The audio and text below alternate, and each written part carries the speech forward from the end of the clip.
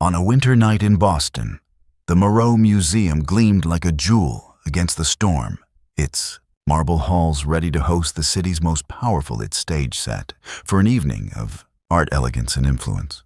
The guest list read like a ledger of old money and new ambition. Cameras waited to capture the perfect images, while servers moved like shadows along the edges. In the middle of it all was a man. No one had come to see Elias Carter, the museum's maintenance worker.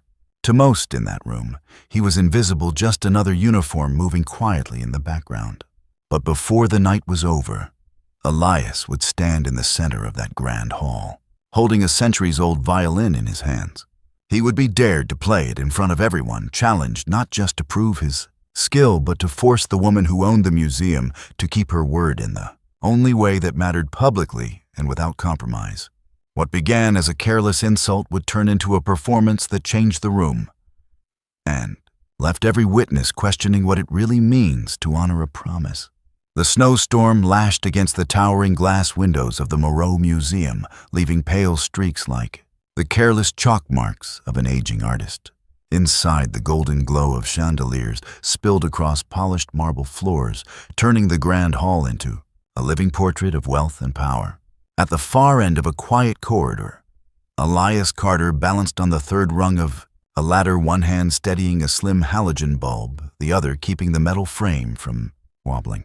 He worked as if handling something fragile, each movement precise, deliberate. The patch on his worn slate blue work jacket read simply, Elias, Maintenance. For over 7 years, he'd kept this place running, changing bulbs, fixing leaks, restoring the invisible machinery of the museum. The patrons, collectors, and critics who passed through never noticed him. To them, he was just part of the architecture, functional, forgettable. From behind, the sharp click of high heels echoed down the corridor. Isabella Moreau, the museum's owner, led a cluster of donors on a private tour ahead of that evening's grand art gala. Every step she took felt like a statement black velvet gown, each strand of pearls draped flawlessly. Around her neck, eyes sharp enough to cut glass. Elias stepped down, moving quietly to the side, keeping his gaze low. Isabella's eyes passed over him the way a buyer glances at a painting they have no interest in. "That light should have been replaced last week," she murmured to her assistant, her voice low, but not low enough to keep him from hearing. "Tonight we can't afford a single mistake." Elias said nothing. In Isabella's world, an explanation from someone like him wasn't worth the breath it took to say it. Evening fell early in Boston's winter. Each time the museum's grand doors opened, a rush of icy air swept in, carrying the damp scent of snow. The main hall transformed into a stage for the night's lavish affair, champagne flowing like a river, chandeliers scattering light like crushed diamonds, and priceless paintings watching silently from the walls. Elias wheeled his tool cart along a service corridor, skirting the edges of the crowd and the cameras. He knew every shortcut, every unmarked door. Here, invisibility wasn't just a habit, it was survival. But tonight, something tugged at him. Not the storm, not the glittering spectacle. It was what he knew was hidden under a velvet cloth in the exhibition space, a Stradivarius, violin centerpiece of the evening's unveiling. He had held one once years ago in a small concert hall in Florence. Back then, he was not Elias, the maintenance man. He was Elias Carter, for the conservatory's rising star, expected to take the stage in competitions across Europe. Before everything had come apart, mid-movement like a concerto left unfinished. The crackle of the PA system pulled him from the memory. Isabella's voice carried through the hall as she welcomed her guests, her smile perfect, polished, rehearsed.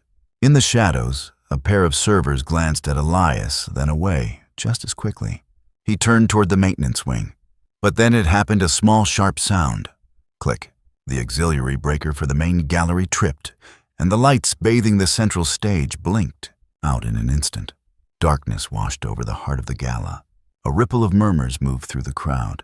And in that pocket of sudden shadow, Elias knew, before the blame found anyone else, it would find him. The darkness lasted only a few seconds before the backup lights flickered on, cooler, dimmer, leaving the grand hall half in shadow. The chandeliers no longer sparkled. The priceless art on the walls looked muted, almost somber. In that uneasy light, Isabella Moreau's eyes swept the room like a searchlight. Her gaze locked on Elias, still standing near the service entrance with his tool cart. "You," she said, her voice slicing through the murmurs. Elias stepped forward, instinctively stopping halfway. "Ma'am," she gestured toward the gallery. "Why am I looking at a dark stage during my most important event of the year?" "It's the auxiliary breaker likely overloaded," he said evenly. "I can have it reset in less than a minute." "Less than a minute," she repeated, as if tasting the words. Her lips curved into something that wasn't quite a smile. "Do you have any idea how much I've invested in tonight?" Elias kept his voice steady. "I know how much this place means to you. That's why I'll fix it quietly before the guests even—" She cut him off with a small, sharp laugh. Quietly. "Oh no, Mr. Carter, is it?" She let the name hang in the air, as if she had just bothered to read it from his badge.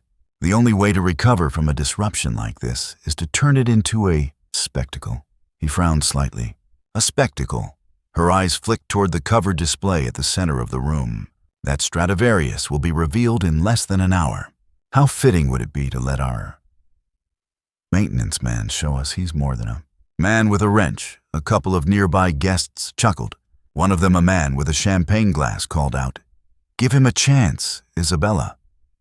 Another added, "What's the worst that could happen? We all get a good laugh." The words rippled through the small crowd now watching. Elias felt the old familiar heat crawl up his neck. "I'm not here to be anyone's joke," he said quietly. "Oh, this wouldn't be a joke." Isabella replied, her voice smooth, calculated. "It would be a challenge. Play that Stradivarius, really play it. If you can do it better than the soloist we hired, I'll—" She paused, tilting her head, letting the silence bait the crowd. "I'll give you the platform you clearly think you deserve." Murmurs rose immediately, mixed with laughter, and a few intrigued whistles. Elias's jaw tightened, and if I fail, her smile sharpened. "Then you go back to changing light bulbs, and tonight becomes a story my guests will tell, over dinner for years." It would have been easy to walk away, to disappear into the service corridor and let the night swallow the moment. But instead, Elias heard himself say, "If I do it, you keep your word. Every part of it." In front of everyone here, a hush fell over the small crowd that had gathered. Isabella studied him for a beat, then extended a hand not to shake, but to point directly toward the velvet-draped display. "Deal," she said. "Let's see if you're worth the interruption." The crowd shifted as Isabella's words settled into the air like the first note of a dangerous melody. A handful of guests stepped closer, curious to see if the man in the work jacket would really do it. Others lingered at the edges, drinks in hand, eager for entertainment that didn't come from the program. Elias didn't move right away. He let the weight of the moment settle on the marble floor, his breathing slow even. Years ago, before life had sanded him down to someone no one looked twice at, he knew exactly what it felt like to have a room's attention. Now it was back sharp and heavy. A member of the security team stepped forward, planting himself between Elias and the covered display. "Sir, the instrument is off limits, except to the soloist and approved handlers." "Approved," Isabella repeated, her eyes still on Elias. "Consider him approved for the next 15 minutes. The guard hesitated, glancing toward the stage manager, who was already pale at the thought of the priceless violin in untrained hands. But the owner's word was final. "Uncover it," Isabella ordered. With a reluctant tug, the velvet drape slid away, revealing the deep amber wood of the Stradivarius beneath the lights. Even in the dim backup glow, it seemed to hold its own radiance, a quiet fire frozen in maple and spruce. Elias stepped forward, his work boots soft against the marble. The murmurs from the crowd became a low hum, like the sound before a storm breaks. He stopped a few feet from the pedestal, studying the instrument, as if reacquainting himself with an old friend. He set down his tool belt gently on the floor. The sound of it touching marble was small, but in the hush it carried. Slowly, deliberately, he peeled off his work gloves, folding them neatly before placing them on top of the belt. "Do you need a chair?" one of the event assistants asked, half mocking. Elias didn't answer. His hands, now bare, reached for the violin case. The leather was warm under his touch from the stage lights. He lifted the instrument carefully, feeling the weight and balance, the familiar pull of the chin rest, the subtle scent of aged wood and varnish. He looked up, not at Isabella, not at the guests, but at the farthest point of the hall, beyond the gilded frames and silent paintings. "All right," he said softly, almost to himself. "Let's see if I remember how to talk." He tucked the violin under his chin fingers, settling onto the fingerboard like they'd never left. The bow hovered for a fraction of a second, and in that pause, the air in the room seemed to thin. Then, with a single, unhurried draw, the first note poured into the hall, clear, resonant, and impossibly alive. The sound seemed to bloom in the air, hovering just long enough for everyone to realize this wasn't the scratch of an amateur. It was a voice warm, full, and certain, rising from 4 strings that had been waiting for the right hands. Elias didn't rush. His bow glided, coaxing each phrase to unfold as if the music had been living in the marble walls all along, waiting for someone to let it out. The notes weren't showy. They were precise, deliberate, and breathing. A man in the second row, one of the earlier hecklers, lowered his champagne glass without realizing it. The smirk he'd worn melted into something closer to focus. By the third phrase, the low murmur of conversation was gone. Even the servers had stopped mid-step, trays balanced in the air, as if afraid the clink of glass might fracture the moment. From the far side of the room, the hired soloist stood frozen. Her expression flickered between irritation and recognition. She knew the control it took to hold a phrase that's steady to make it speak, without crowding it with ornament. Elias's left hand shifted effortlessly, sliding up the fingerboard, the vibrato tightening, then loosening like the rhythm of breath. His right hand carried the bow with the kind of balance only muscle memory could produce, balanced, unhurried, without the stiffness of someone trying to impress. In the front row, Isabella Moreau kept her chin lifted, but her eyes had narrowed just slightly. She'd prepared for one of 2 outcomes, a clumsy attempt she could turn into a laugh, or a passable performance she could frame as a charming surprise. But this was something neither of her prepared narratives could hold. The final line of the piece didn't crash to an end. It simply arrived as natural as the last word of a sentence that didn't need an exclamation point. Elias lifted the bow, letting the last note dissolve into the rafters before lowering his arm. For a heartbeat, no one moved. Then somewhere in the back, a single pair of hands began to clap. The sound caught like a match to dry kindling, spreading forward until the room was a wall of applause. Elias didn't bow. He simply set the violin gently back in its case, closed the latch, and looked directly at Isabella. "That's me keeping my part," he said, voice steady. "Now it's your turn." The applause swelled, and then fractured into voices, questions, laughter, the sharp hiss of phones being unlocked to capture the moment. Guests leaned toward one another, their smiles no longer quite so smug. Isabella stayed seated for a beat longer than she should have. In her world, hesitation was a crack in the armor. She rose slowly, smoothing the folds of her gown, her expression reset to its practiced controlled elegance. "Well," she said, her voice carrying across the marble hall that was unexpected. A man near the front called out, "You heard him, Isabella, your turn." His tone was playful, but the undercurrent was not. Others echoed it, some with amusement, others with a quiet insistence. Elias stood with his hands loosely at his sides, not pushing, not pleading, just waiting. The room's attention had shifted. A moment ago, he'd been the underdog, the possible punchline. Now he was the man who had held them all still, with nothing but sound. Isabella's smile didn't falter, but her gaze sharpened. She understood the math of moments like this. Every second of delay was another inch of ground. Seated, "I said I'd give you a platform if you could play better than the soloist we hired," she replied, her tone even. "And I keep my promises." From the corner, the soloist, a tall, dark-haired woman in a sapphire gown, crossed her arms but said nothing. She knew as well as anyone in the room that Isabella was in dangerous territory now. "What kind of platform?" a guest asked, leaning forward like they were watching a high-stakes card game. "That," Isabella said, "is for me and Mr. Carter to discuss." She took a step toward him, her heels clicking sharply on the marble. "In private." The reaction was immediate.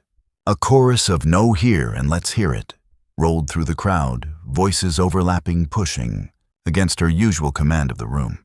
Elias's eyes stayed on hers. "It doesn't have to be here," he said calmly, "but it has to be real. And it has to happen. For the first time that night, Isabella didn't have a ready script.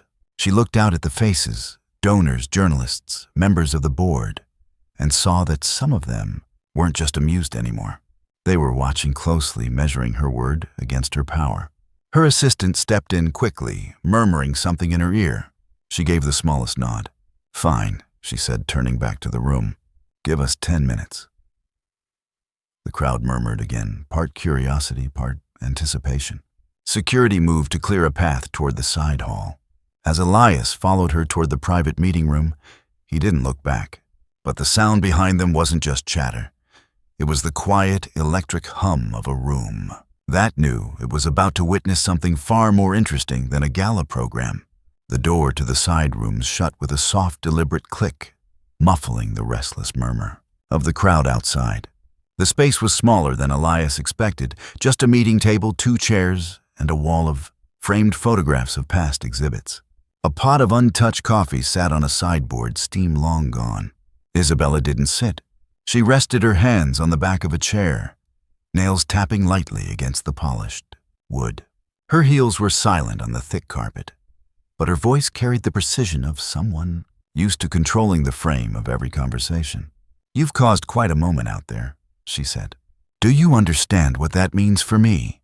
Elias stood a few feet away, his posture steady. "It means you made a promise in front of a room full of witnesses. And now the question is whether you'll keep it." She gave a short, almost amused breath. "You think this is about a promise? I think it's about trust," he said, "and about whether your word has weight or just polish." Her expression flickered just for a moment before settling back into its usual coolness. "You're asking me to hand you something. A stage, an opportunity. That's not how these things work." Elias didn't move closer, didn't raise his voice. "I'm not asking for a stage. I'm asking you to use yours differently." That landed. She straightened, folding her arms. "Be specific." "A public acknowledgement," he said. "By name. No maintenance man. No anonymous thanks. You tell them what happened tonight and why it matters. And then you open the door for others, not just me." She tilted her head, calculating. "And what do I get in return? You get to decide if you're the woman who broke her word, or the one who turned a dare into something worth remembering." Silence filled the space between them.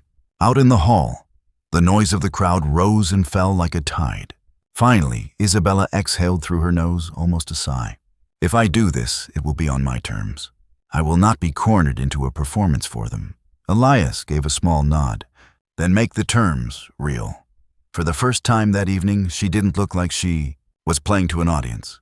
She looked like she was weighing something she couldn't quite measure. Outside, a knock came at the door.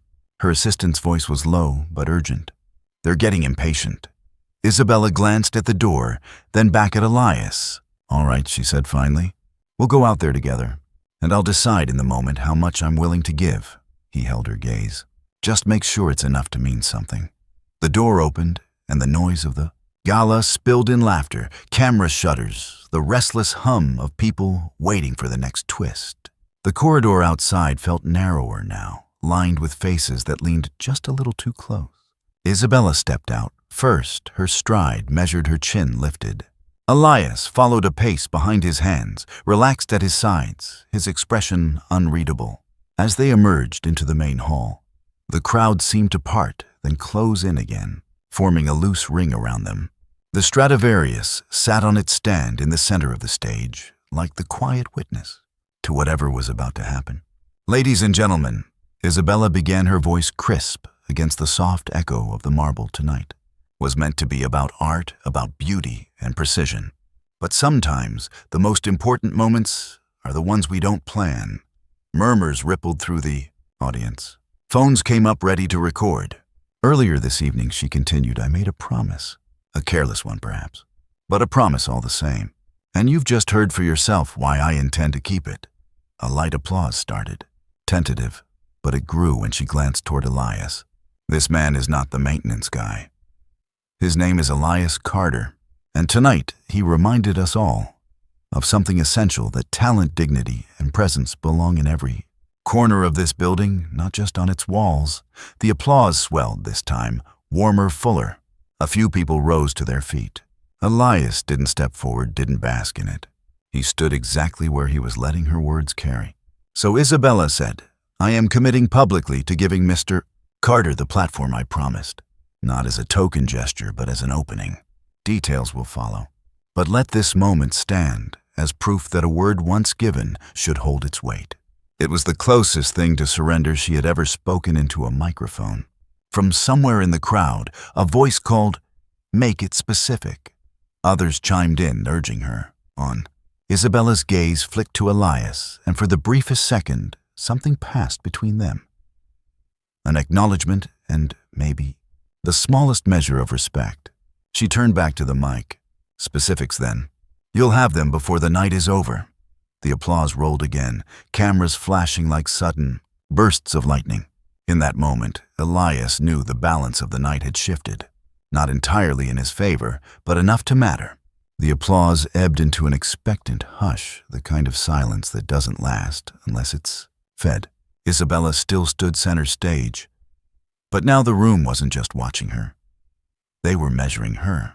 "You said details," a woman near the front reminded, her voice cutting through the air. "We're listening." Isabella's instinct was to control the tempo, slow the room down, hold the power. But this wasn't a board meeting. Here the crowd was the board. She glanced toward Elias. He didn't step forward, didn't speak. But his steady gaze told her exactly what he would say if he did say it. All of it. She drew a breath. "All right," she said, her voice clear. "First, Elias Carter will headline a special performance series here at the Moreau Museum. Open to the public. Free admission. Paid in full for every musician involved. And the first concert will be in this hall." The crowd stirred, a few cheers breaking loose. Someone clapped sharply, urging her on. "Second," she continued, "we will establish a scholarship for underrepresented students pursuing classical music in Mr. Carter's name. Applications will open within the month, administered by an independent board." Elias's expression didn't change much, but in his eyes there was a flicker recognition that this wasn't just a one-night concession. And third, Isabella said, "I am ending the quiet rules that keep certain staff out of sight during public events. If you work here, you belong here, seen, named, and respected." That last line hit differently. In the back of the room, some of the servers straightened. One of the security guards, one who had earlier blocked Elias, nodded faintly, as if to himself. Isabella lowered the microphone slightly, but the energy in the room was still high, still leaning forward. Elias finally stepped closer, not to take the mic, but so his voice could carry without it. And that, he said, is how you keep a promise. It wasn't loud, but it landed. Like the closing note of a piece everyone had been waiting to hear. The applause came again, stronger this time, not for spectacle, but for resolution. And for the first time all night, Isabella didn't look like she was holding the upper hand. She looked like she was part of something she hadn't entirely scripted. The clapping faded, slowly replaced by the low hum of conversation and the shuffle of people, shifting back to their drinks, their seats, their networks of influence. The cameras still clicked, but now their flashes felt less like spotlights and more like echoes. Elias stepped away from the stage, moving with the calm of someone who had no reason to rush. A few guests stopped him along the way, some offering quick congratulations, others giving small, measured nods, as if they'd just discovered something about him they weren't sure how to process. At the edge of the hall, he passed one of the servers who had been watching from the sidelines earlier. She caught his eye, straightened her shoulders, and said quietly, "Thank you." It wasn't for the music, he knew that. It was for something else entirely. Isabella had retreated toward the side of the room, her assistant whispering in her earphone, already buzzing with messages. Her public smile was still in place, but the set of her jaw told a different story. When Elias approached, she turned slightly, not to dismiss him, but to meet him halfway. "You understand," she said under her breath, "that making a promise in public means I can't afford to miss a single step now." "That's the point," he replied. "It's not just about you keeping your word. It's about everyone watching knowing that you did." She studied him for a moment, her eyes narrowing not in challenge, but in focus. "You've just made my work harder." "Good," he said. "It means it might actually matter." A faint smile tugged at the corner of her mouth. before she turned back to the crowd. "I'll have my office reach out tomorrow," she said, then added, "We'll need to talk about that first concert." "I'll be ready," Elias replied. By the time the final guests began drifting toward the coat check, the snow outside had thickened into a white curtain. The grand hall was quieter now, its earlier roar reduced to the occasional clink of glassware and the soft hiss of the heating vents. Elias lingered near the stage, the Stradivarius resting in its case once more. He didn't touch it again. Some moments weren't meant to be repeated in the same night. Isabella approached slowly, her heels muted against the marble. Without the press of cameras or the sharp posture of a hostess, she seemed lighter, though. Her shoulders still carried the weight of what lay ahead. "You should know," she said, stopping a few feet from him, "there will be people who think this was just a stunt. They'll believe what they want," Elias replied. "All we can do is prove them wrong." Her eyes searched his for a beat. "You really think one night can change how a place like this works?" He shook his head. "No. But it can start it." Outside, the wind rattled the glass doors. For a moment, neither of them spoke. Then Isabella extended her hand, not the polished, distant gesture she used with donors, but a plain handshake, direct and human. Elias took it. "Good night, Mr. Carter," she said. "Good night, Miss Moreau." She turned and crossed the hall toward the exit, her figure briefly silhouetted against the glow of the snow-lit street before she disappeared into the night. Elias stayed a little longer alone with the silence. Somewhere deep in the building, the heating kicked on a low, steady hum. He closed his eyes, and for the first time in years, the quiet didn't feel like absence. It felt like a beginning.